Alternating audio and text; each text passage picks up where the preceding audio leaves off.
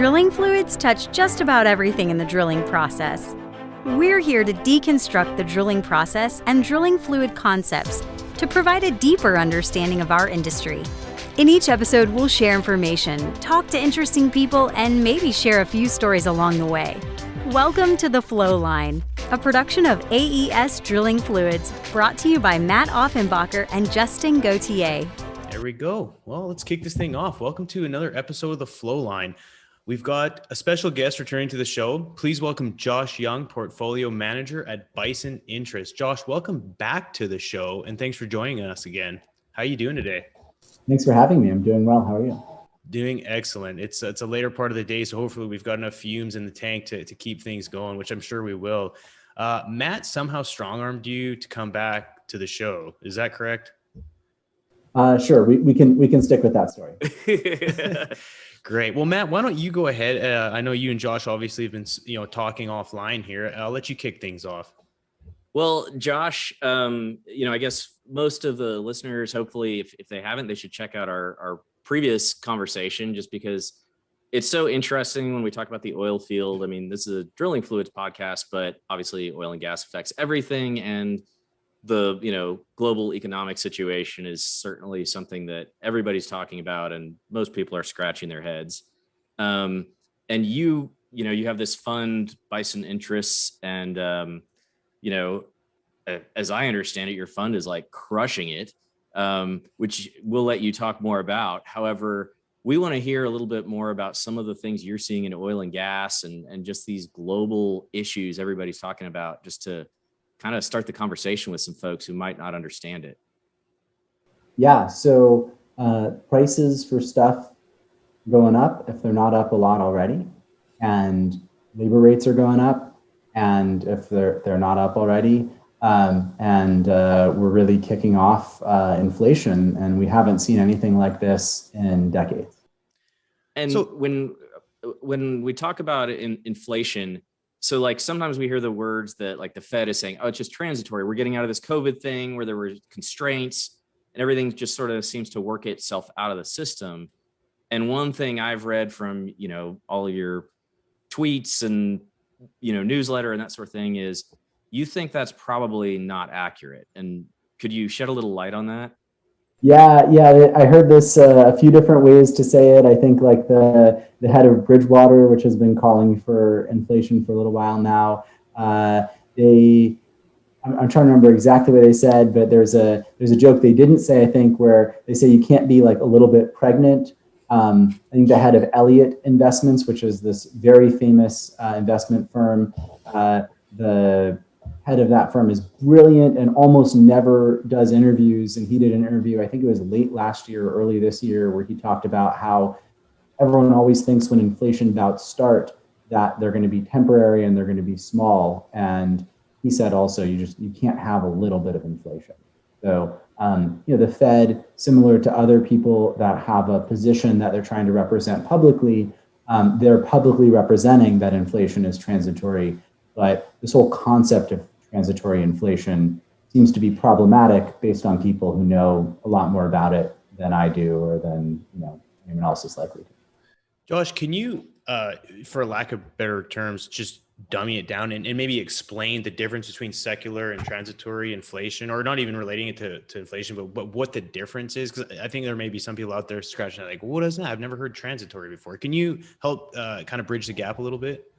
Yeah, so transitory inflation would be if the price of stuff fell because of some reason. So COVID happens and the price of, restaurants all discount their prices because you can't eat in their restaurants. So to get you to buy to go, they discount by like 20%, let's say. And so then the restaurants reopen and they raise their prices to get back. So they have to raise them 25% to get them back to that level after the 20% price reduction to get back to flat. So that would be considered transitory inflation, would be that move back to their normal price level. It's a price increase, but then it stops because then they're just at their normal price level. Intransitory inflation would be, just secular or kind of continued inflation would be So the restaurants reopen and they raise their prices, and then their food costs more because food providers to restaurants had to raise their prices too. And then there had been payments to their workers while they were not working from the government, and maybe the workers were getting paid more by the government to not work than they were getting paid at the restaurants to work. And so maybe in order to get workers again, they have to actually pay people more than they were paying before. And so suddenly you're a restaurant operator and you're trying to just charge what you were charging before, but everything costs more. So in order to earn a profit margin, you have to raise your prices. And so when you raise your prices, then people going to your restaurant are now paying more for food at the restaurant. And then, those people now effectively their wages are less.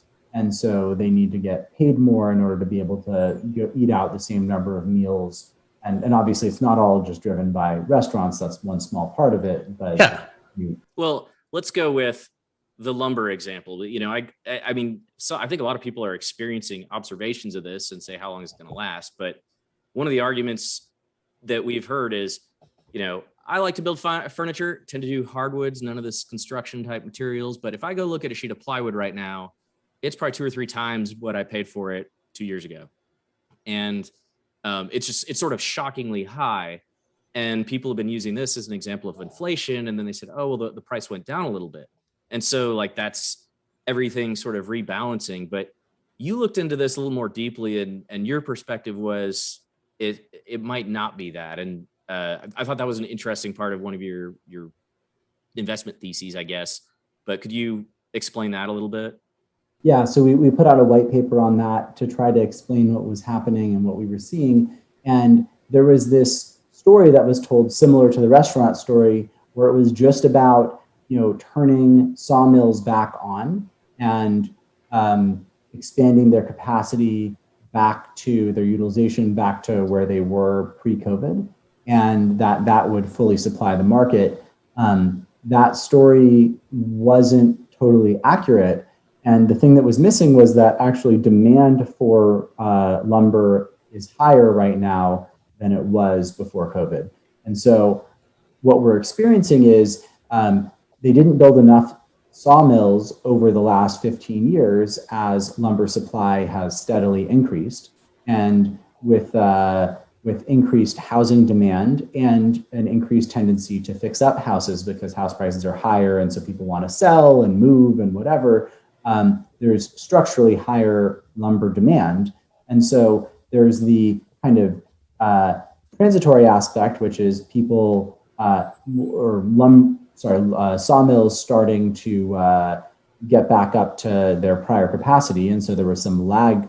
And then there's the extra amount, which is the extra demand relative to before COVID. And so that extra demand is is above the amount that the sawmills are capable of supplying. So that's where higher prices are coming from. And lumber prices went way higher and then they came down quite a bit. So prices 2 or 3 months from now at Home Depot or whatever for your lumber are going to be probably lower than they are right now, but they're still probably going to be way higher than they were a couple of years ago. And that's probably not going away. And as you extrapolate that out to other commodities and then to other services, you start seeing prices getting reset higher more broadly.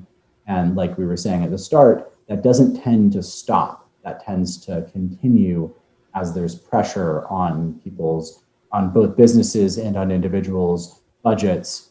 There's a tendency for prices and wages to increase in kind of a circular mechanism, which would be inherently not transitory.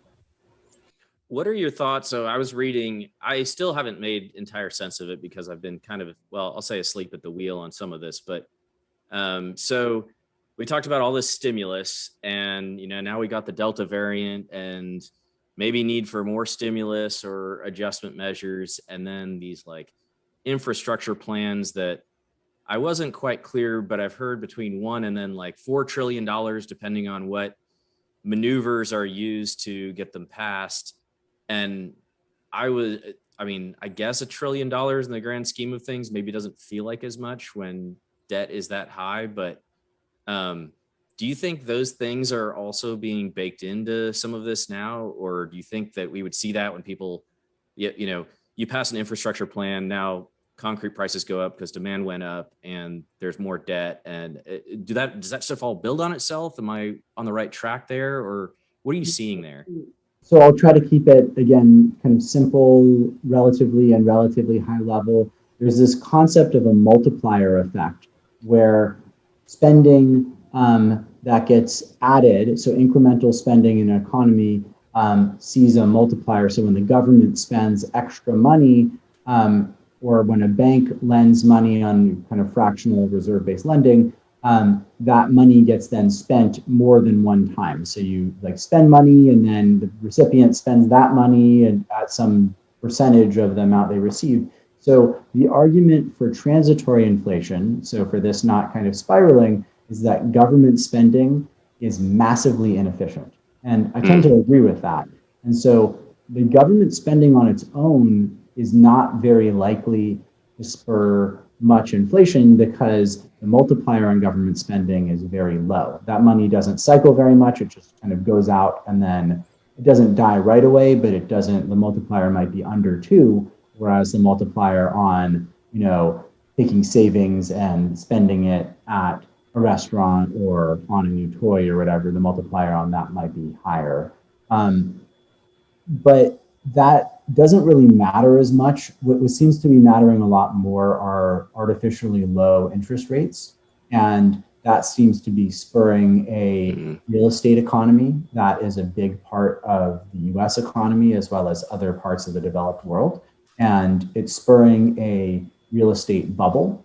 And, just as prices go well beyond what's affordable for the average family, that would kind of naturally correct itself through a cycle, through higher cost of capital, forcing prices down at some point. And instead, we're seeing interest rates get pushed lower and lower by the Federal Reserve buying more and more debt. So actually, the government spending that money that you were describing might not really be the cause. It's like counterintuitive. It might not be causing the inflation. It might actually be kind of postponing a little bit of inflation because it's so inefficient. But then all of that debt is bought by the Federal Reserve or by people borrowing money at almost 0% interest to buy it. And that drives down interest rates. And the lower interest rate seems to be driving things as much or more than the extra government spending.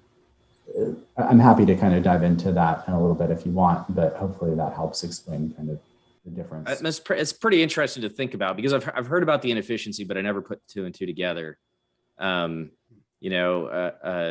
Justin, did you have a follow-up question on that one? Yeah, I was just curious. I mean, the cost of capital is certainly an interesting topic, not only for, just regular consumers, but also in our world. Oil and gas companies, supposedly, it appears like the cost of capital is low, but at what point do you feel that we're going to hit an inflection point and then they're going to start raising interest rates, or are they just kind of monitoring it and going to, fly by night, kind of see how things go? I mean, is there typically a plan in place to say, okay, at this point, we know we need to start raising interest rates because we are creating and spurring these bubbles?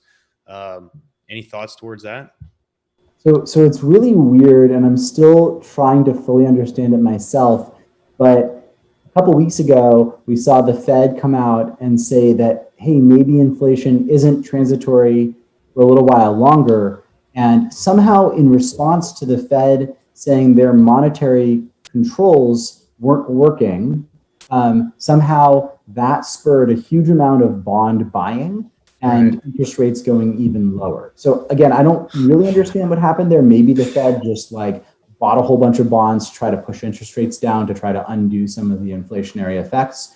I'm not sure what exactly happened there, and that does seem to be a big part of what pushed oil prices down recently, as well as the valuations of oil and gas companies and other sort of value equities and other commodities. But it's very strange because if you think about it, lower interest rates are highly inflationary because people then borrow that money and buy Yeah. houses and buy boats and, you know, spend it on at restaurants and other stuff. So I don't know if that helps, but there's Yeah. that kind of weird cycle going on. No, it makes sense. And I'm curious on the oil and gas side, and I have some other questions before, but just sort of on that topic with oil and gas, because the cost of capital is relatively low, are you seeing more and more companies issuing debt and trying to take advantage of these low interest rates? Is that happening? I mean, obviously the investment community is still probably very reluctant, but is that playing into our world as well by any way? And if so, could you describe it a little bit? Sure. So there's a few low quality issuers who were able to issue some high yield notes a couple of weeks ago, and that, I mean, there's kind of different perspectives on that. They're not highly credit rated, but they're actually generating a decent amount of free cash flow. And so if they were in the widget business instead of the oil and gas business, right, manufacturing some random other either commodity or random other thing, they would have been able to access capital for even cheaper.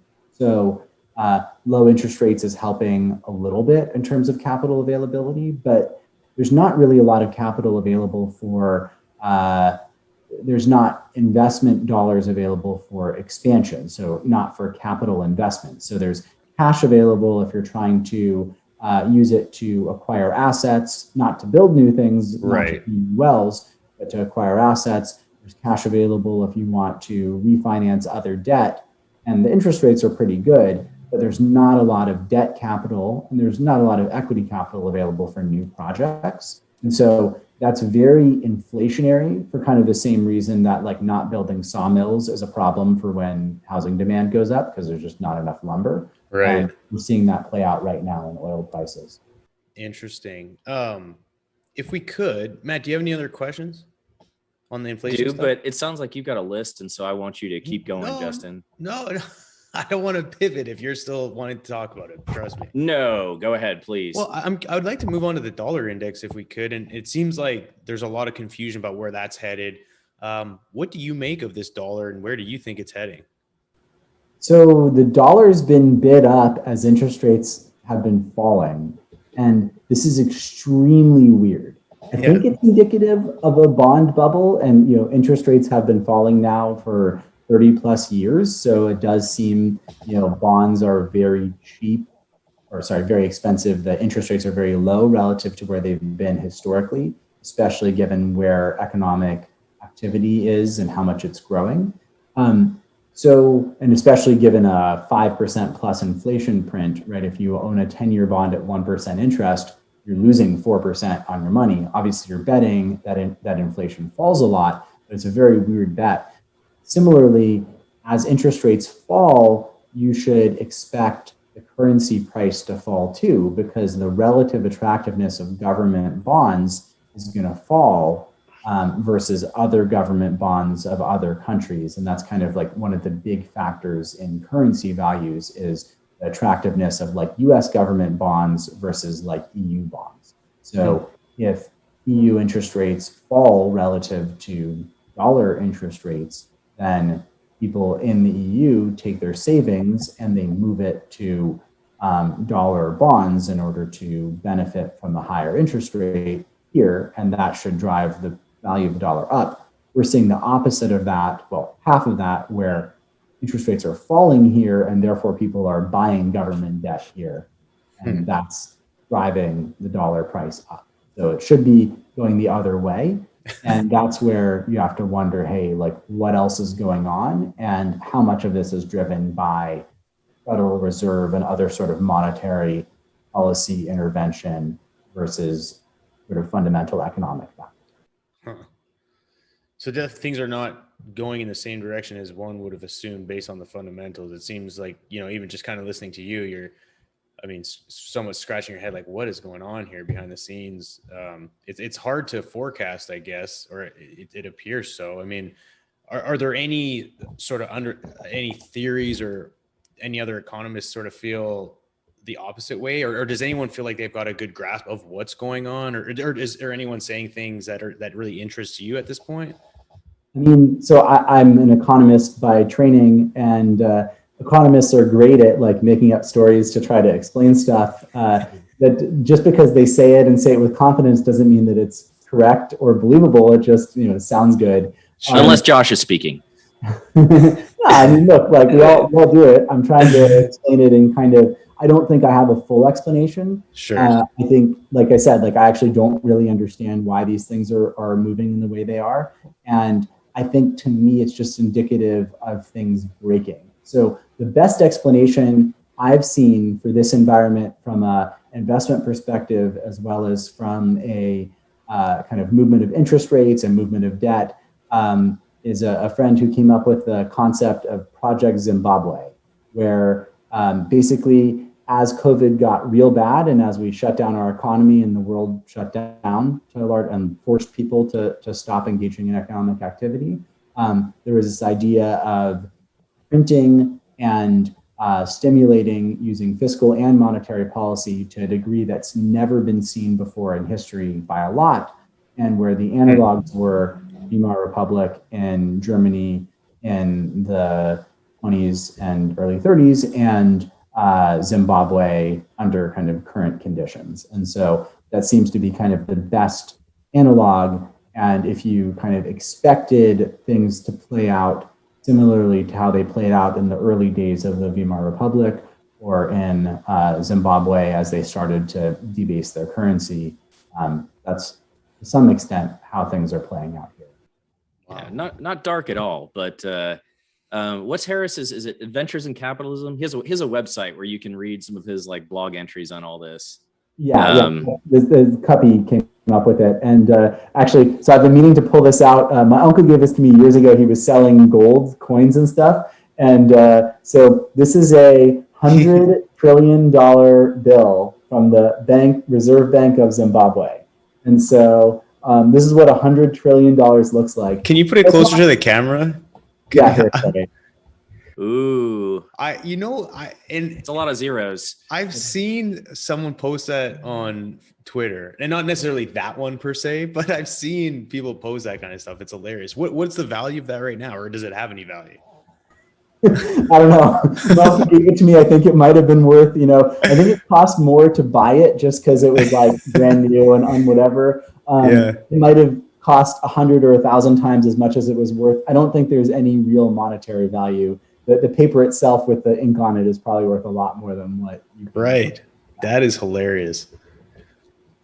So I think when you think about it from like a personal perspective, I think it makes a lot of sense to own a home. And like I haven't really been like a long time believer in that, but I bought a house here in Houston somewhat recently. Mm-hmm. I think it makes sense to own real assets and to have exposure to this, because to the extent that this continues to play out as we've seen in other sort of potentially hyperinflationary scenarios, I mean, you really want to own real assets. And you also want to expect high degrees of volatility. So it's scary to short stocks.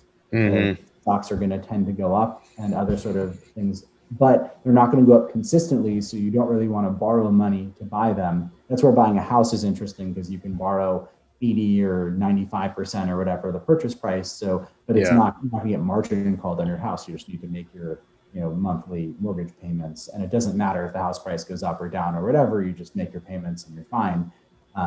So again, none of this is like specific like personal investment advice or whatever, but sure, in that sort of context, it makes sense for to own certain things and to avoid other things. And so, gotcha. I think this is the best framework that I can come up with in terms of like what's happening. And my friend coined that term, and it seems to really fit with a lot of the things that have happened. And the big difference is that the dollar is a reserve currency. So a lot of transactions around the world are done in dollars.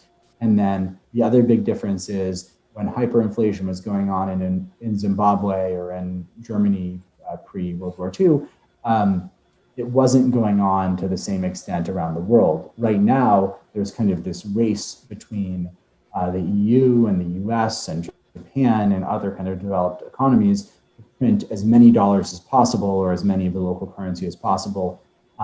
And this is happening in China as well. And so we're seeing this kind of like devaluation across the board. So seeing the relative dollar price movement is less meaningful, I think, than it's been historically. So that move of like lower interest rates in the US and higher dollar value, it's like, okay, like this is the dollar versus what, the euro, the yen, like Yeah.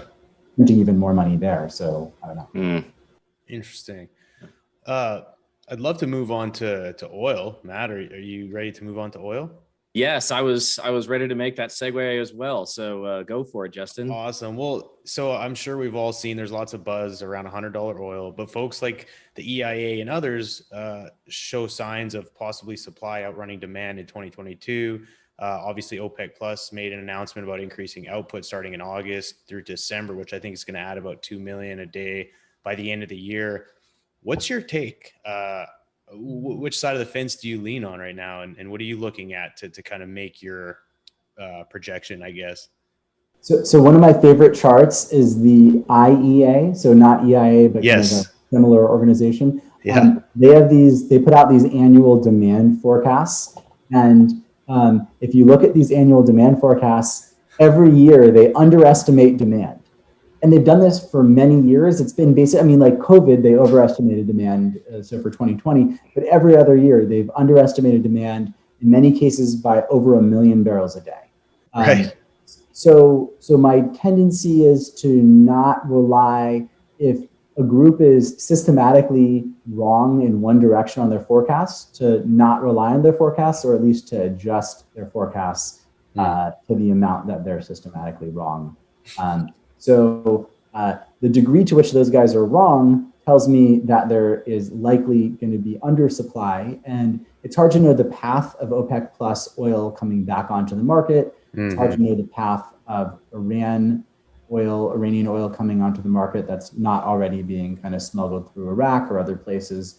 And it's hard to know exactly how much drilling activity there's going to be in North America. Yeah. But what it looks like in aggregate is, with current trends, as well as the recent OPEC plus deal, as well as demand increasing from people moving to the suburbs, from driving more, from taking fewer subways and other sort of mass transit, and that continuing even as kind of COVID fears are more or less declining. Even with Delta, relatively speaking, people are way less scared now than they were a year ago, and that's continuing to progress.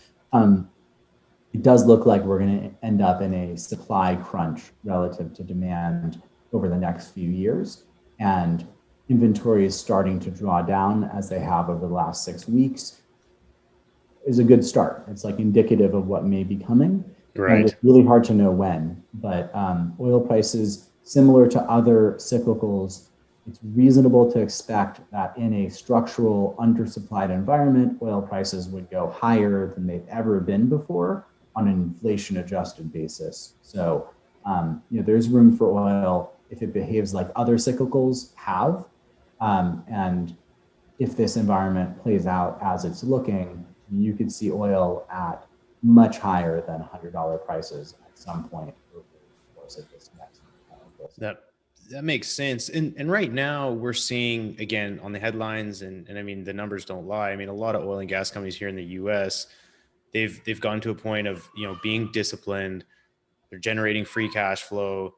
And it seems like people are very receptive to that. Anyway, my question is, my son just came in here. This is what it's like being at home. Okay, buddy, hold on. You want to restart asking the question? Yeah, I'll do that. So anyway, going back, we had to take a quick time out there. My 2-year-old son came bombarding in after school. But what I was getting at, and I'll try and keep it short and sweet. So right now, companies are generating some free cash flow. People are happy. Oh my goodness, the investment community is looking like, oh wow, I didn't realize you could do it. Good for you, hip hop hooray.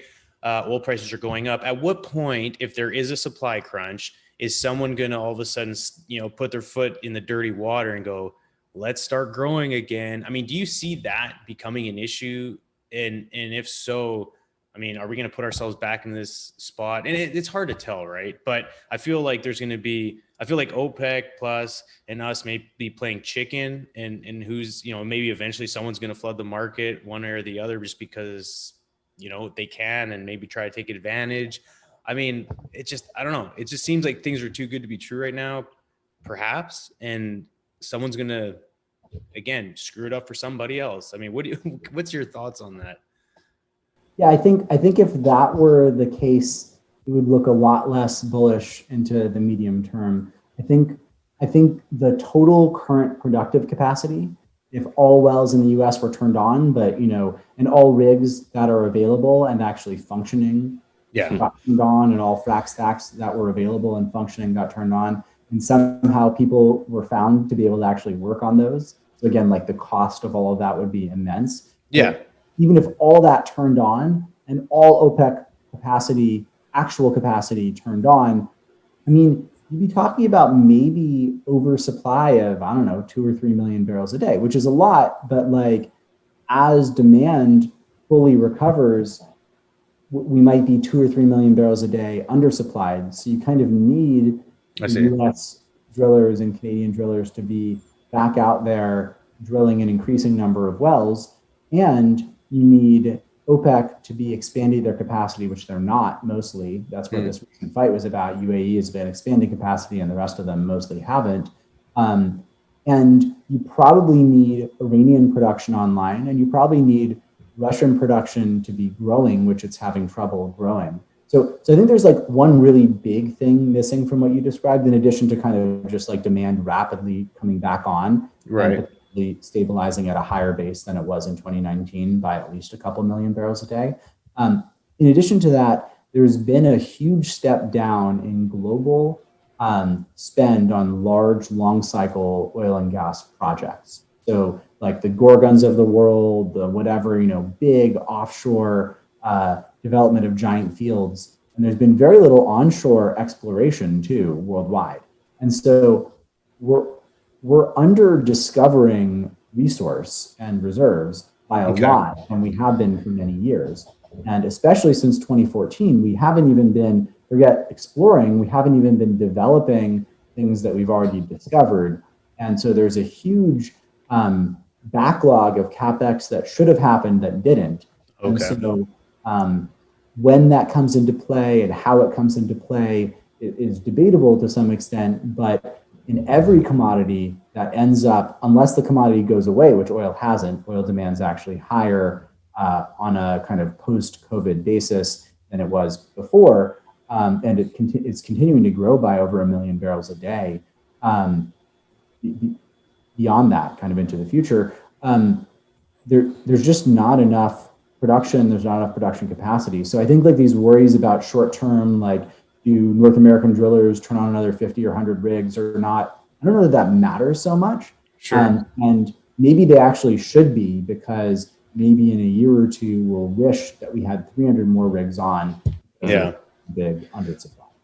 Well, an interesting graph that Matt and I had looked at, and I'm sure you've seen, is the WTI relative to the oil rig count in the US. And clearly I don't know. I mean, I guess I have an idea, but to how we're able to be producing 11.2, I think it is right now, is I would imagine all the inventory drawdowns that we've had, but I can't see, once we continue to draw them down, I think I thought it was going to be a lot less, but do you see our US production dropping, maintaining, or increasing versus, relative to what operators are trying to do? Because right now you're seeing a lot of the smaller private companies increasing rig count a little bit, but the majors are staying relatively flat with, I've heard discussions amongst, our customers of possibly ramping up a little bit, but where do you see oil production in the US going, say in the short run here?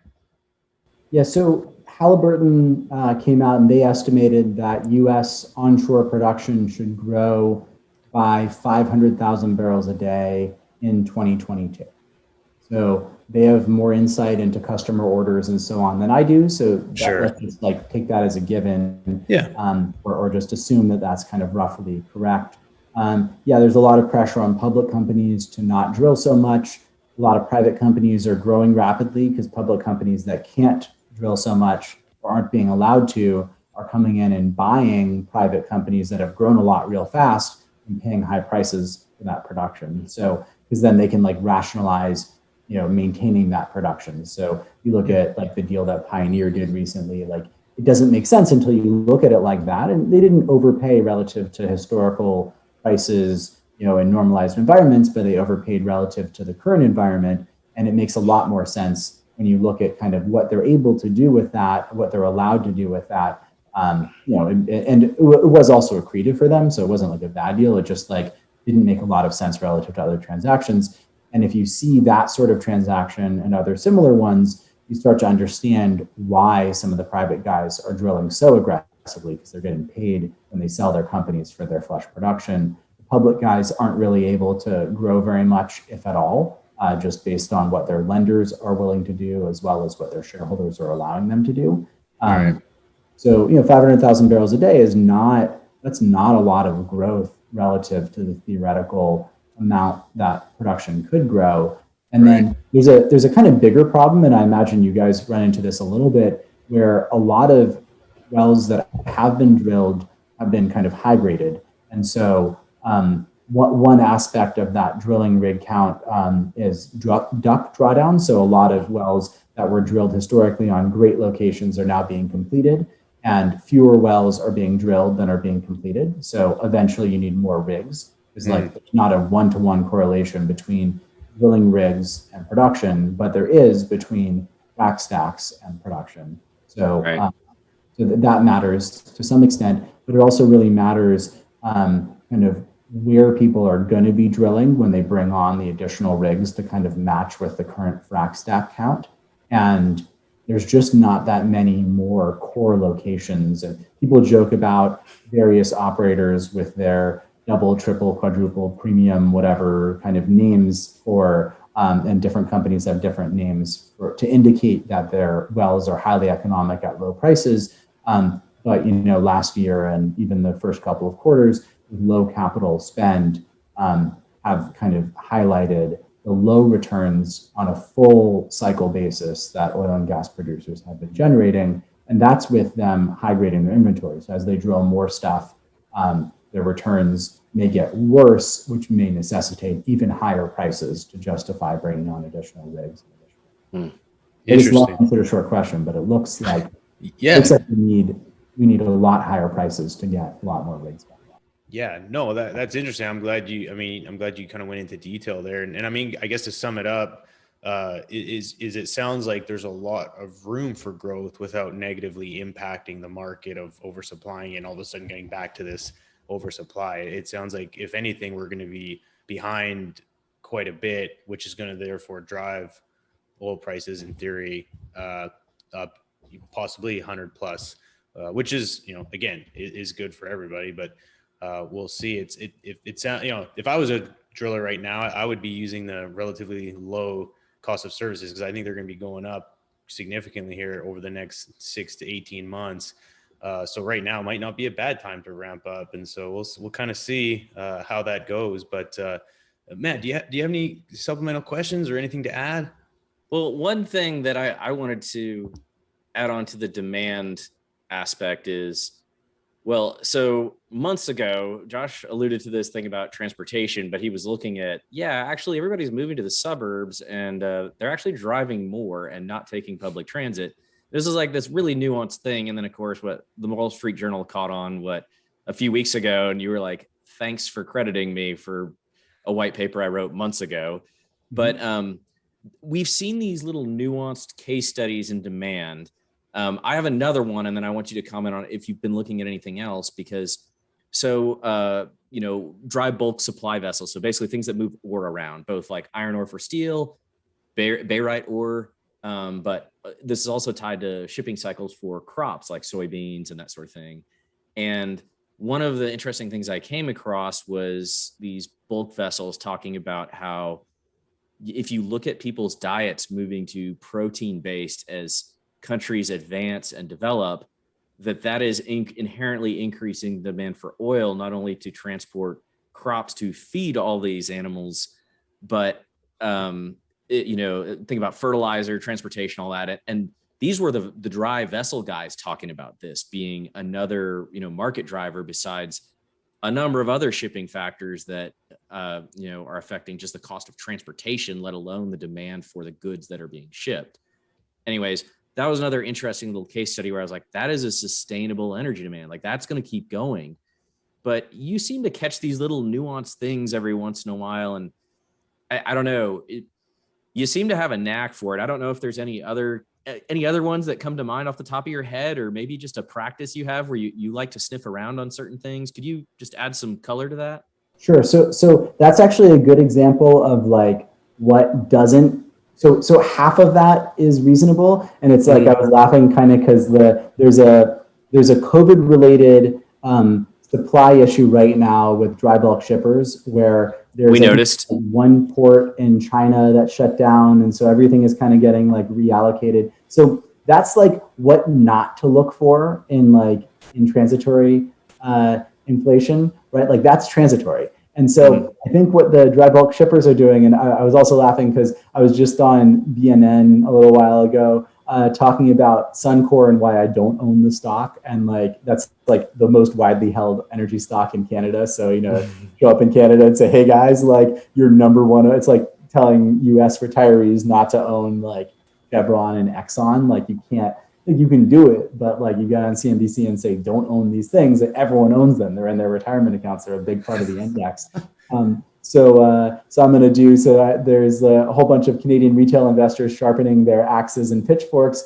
There's going to be a bunch of dry bulk shippers in a second from what I just said. Like so half of that's true, right? So that has almost nothing to do with dry bulk shipping, right? Dry bulk shipping is really driven by like iron ore and copper and so on. And there is increasing demand for those commodities. So like that matters, but like the spike in day rates on dry bulk has nothing to do with the sort of intransitory inflation that we were talking about before, and everything to do with a particular port that's gotten disrupted and messed up routes. And so as things settle back down, prices should fall a lot. They'll still be higher, right? And like these guys will still make money relative to what they made historically, but there's no way that current dry bulk rates stay anywhere close. I mean, it's like lumber at its peak. It went from 200 to 1500 and then down to 500 or 600. Like the 1500 number wasn't the right number to fixate on. It was the 500 to 600 number, which is still way higher than 200. So you want to focus on, I think, like the sustainable thing. But half of that, I think, just generally, like we have this idea, and like this happened, Jeff Bezos just went up into space today, and I've seen different estimates, whether it's Amazon that pollutes a lot or whether it's like his supposedly green hydrogen, which is not green and insanely energy intensive, huge emissions from that. And then he gets back and is like, oh yeah, climate change is an issue. It's like, cool, dude. Like if climate change is an issue, like why don't you own one normal size house instead of 20 big houses and yachts and all this other dramatically like intensely oil intensive stuff, including space tourism. So I think like there's this easy thing that we do in Western societies where we have enough food and we have safe, comfortable, air-conditioned and heated shelter, where we like think, oh, well, just because you're in India or China or whatever, you don't deserve that. And I actually think a lot of that's it's kind of ironic because a lot of these same people are very woke, but it's deeply racist. Like people, regardless of their skin color, regardless of where they live, deserve to have food and housing and not to die of heat stroke or other sort of like really easily preventable things that hydrocarbons solve. So there's multiple billions of people who have food insecurity. There's multiple billions of people who don't have access to air conditioning, who don't have access to hydrocarbon powered transport. And they're not skipping to electric vehicles that cost $40,000 or $50,000 a car. They're skipping to a moped that costs $200 but uses gasoline or diesel or whatever. And so, or from that to maybe a $2,000 car, which uses gasoline or diesel. So I think there's just this giant shift, thankfully, among kind of emerging and frontier markets where extremely poor people who are starving to death are getting enough food, and where they're getting access incrementally to air conditioning, getting access to some of the basic things that we take for granted. And that's very, very oil intensive. And that's where that kind of 1 million barrels a day plus of demand annually is coming from. And people freak out about it from a climate perspective because they're like, oh man, this is going to mess up the climate. But then they do that from their yacht or from their giant house that's air conditioned and ignore that, like, that's going to feed starving people and it's preventing preventable diseases. And, it's kind of this, I guess I threw a lot in there, but like there is this huge trend that's secular, where it's happening kind of regardless of what else happens, where very poor people are very fortunately getting less poor and they're able to do some of the things that we take total advantage of and just take for granted. And, it's very fortunate, but it also means that oil demand probably continues to rise into the indefinite future. Yeah. Yes. Well, I'll add, we are going to have a vessel broker on an upcoming podcast. So this could get interesting. But so one more thing, which is Justin mentioned this, like I'm very bullish on oil services also. So while oil companies are, and that's very relevant for you guys and for your audience, while oil companies are maintaining their capital discipline right now, that desire by their investors will shift over time. And like Justin was saying, like I think that it makes sense incrementally to spend a little more money. If you're going to spend it now or you're going to spend it at the beginning of 2022, it kind of doesn't matter so much for the global oil balance. If you have the inventory, which many companies don't have, but if you have the inventory, it's maybe not the worst idea to take advantage of abnormally low oil services pricing, whether it's rigs or frac stacks or mud or whatever, because like it's very likely that these things experience similar price movements as many other goods and services either have experienced or will experience. And so to the extent that you're able to spend a comparatively low amount of money to bring on commodity that's already at kind of mid-cycle type pricing and could potentially be at much higher prices, like it's a great opportunity for operators to be able to benefit from that. So I think companies that can earn high returns in the current environment, it's not such a bad idea to bring forward some capital to be able to take advantage of abnormally low services costs. Yeah. Well, yeah, I think that's a good point. I want to circle back. When you talk about energy and the world, supporting the world and actually how many people are being brought out of poverty through access to affordable energy, I will just say that I know all of us certainly appreciate it, but I hope we in the oil field get a lot better at telling that story. I think it's just fascinating. You totally take for granted, like, yeah, I can drive my car and I can go do cool things. And, having been to places like India and small villages and, West Africa and some places where people are really just barely getting by. And the fact that a moped allows them to go to a market and get, something to clean water or, the things you totally take for granted. It's like that's where the oil demand is coming from. It's probably not that we're all getting private jets in the West to fly around and increasing our carbon intensity individually. But anyways, I think that's a really important story that we tell. And it's good news to hear good news about energy for once. Yeah, it is. And I think, Josh, like you mentioned with, perhaps non-OECD countries getting out of poverty in their, I don't think we've even really got an understanding of the energy demand once people do move into, industrial, economies and further. And it's actually, there's something I'd come across a while back and looked into a bit, was the environmental Kuznets curve. Are you familiar with that, Josh? Sorry, what is that again? The environmental Kuznets curve. It's basically, it's essentially an N-shaped curve where on the y-axis you have the level of environmental degradation, and on the x-axis you have GDP per capita, and it increases once as basically it increases pre-industrial economies, and it gets up to a point where they say, okay, well, now we're at a point of GDP growth and we're happy and everyone has energy. Then it drops off to where then they focus more on say the US. Now we've reached this economic growth, and we're industrialized and we have all this access to energy and technology and everything else. Well, then, now let's focus on the environment. where a lot of the people haven't even gotten to that point. So it's an interesting curve, and it, I think in time will show countries like India, China, and all these other ones, they haven't reached that point. So like they don't really care about environmental degradation in as much as they care about energy. Anyway, I was just curious if you've heard of that. It's a I've come across it in some economic stuff that we looked into for class. But anyway, interesting curve. But I really agree with you. I cannot see the energy demand going anywhere but up, especially as emerging economies get hopefully reliable and affordable energy in the future. And so I would say I'm certainly bullish myself and can jump on that wagon with you. I think it's kind of this like very weird thing where you have people flying private jets who have never suffered food insecurity, kind of donating large amounts of money or really kind of like advocating, and then lots of people supporting this who also have never had food insecurity, have never had some of the severe issues that extreme poverty in frontier economies and third world countries that people experience every day. You don't have to like go very far to see. I mean, you can there are many documentaries and movies and so on where you can see kind of what this looks like. And it's like fairly well documented beyond statistics where you can see from a humanitarian perspective.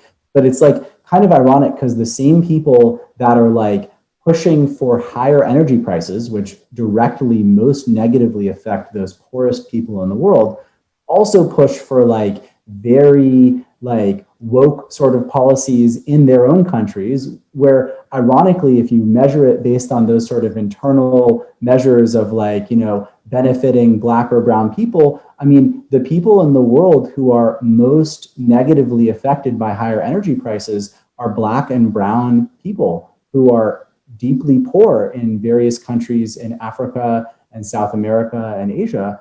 And these are people that benefit the most from more access to, I'll even say coal and natural gas and oil and various products. And these are people that suffer from food insecurity and suffer from other kind of things that we have trouble even really understanding. But it's like really ironic because the same people that are pushing for like less access to energy are also pushing for kind of in their own countries or in their own cities or whatever for what they're calling like racial justice or whatever equity, when like by producing more oil and gas, by having it available for people so that there's plentiful food and fertilizer to get to food and oil to power tractors to be able to have more food and to be able to power basic transport and other sort of basic needs. It's truly, ironically, truly woke because it like gives, there are fewer starving people in Africa and South America and so on. Right. So kind of this like very deep hypocrisy and very kind of weird, cynical, like it's kind of hard to even really understand how people have these sort of like simultaneous views and things that they push for, when in reality, like prosperity and available, plentiful, relatively cheap energy is extremely, positive for the world. So I'm talking about much higher prices, which is unfortunately very bad for those same people that are suffering in these various kind of developing countries. But maybe it's a wake-up call and it'll be lead to a period of energy abundance again. Beyond. Right. Well, that's like Alex Epstein says, anti-fossil fuels is anti-human. Strong. Yeah. He's an interesting character, but he's pro fossil fuels and he's a big advocate. So that's good. I don't have any other questions. Matt, do you have anything else for Josh while we've got him on the hook here? No, I mean, the thing is, so I have the pleasure of, being a personal friend of Josh's. And so normally I'll bribe him with some scotch or something because he smokes some amazing meats. He's very, very good at it. And I try to tell him to keep practicing so I can keep eating it. But I have the pleasure of getting to hear him tell many of his thoughts, and test out his theses. And we get to argue with each other late into the night. And then I get in trouble for staying out too late with my family. But it's usually worth it to some degree. And so I'm just always grateful to hear more of his insight. But Josh, I mean, if we want to argue with you on Twitter or follow anywhere where you're maybe putting out some of these interesting white papers, how would we do that? Bison Interests, bisoninterest.com is our website. Bison Interests Twitter handle. I've been fairly active somewhat recently with my own Twitter handle, which you can see interacting sometimes with Bison. But those are kind of the best places to go. Yes, and Josh has been pretty active on Twitter. I've developed a whole new appreciation both via Astro's Twitter and now some of the energy things. Justin, a lot of the graphs I share are actually like Josh's retweets. Yeah. I'm like, ooh, that's a really good one for conversation. So if you want to just see really interesting things or him sharing what he finds interesting, it forms some opinions. It's well worth it. So I don't really have anything else, but really want to thank you, Josh, for joining us. We always appreciate just your take because it's a little different than what we do day to day. And so thank you so much for your time. Great. Thanks a lot, guys. I really appreciate it. Awesome. Thanks, everyone. And with that said, please feel free to send Matt or I a message on LinkedIn if you have any questions, thoughts, or any ideas for a show, or you can hit us up at the Flowline podcast at aesfluids.com. Thanks again for all the support, everyone. Take care. Take care. Thanks for listening. Please tune in next week for another exciting episode of The Flowline. And remember, may your returns always be full and your trips always smooth. Views expressed in this program belong to participants and not their employees. The program is for informational purposes only and cannot take the place of seeking professional advice. Copyright AES Drilling Fluids.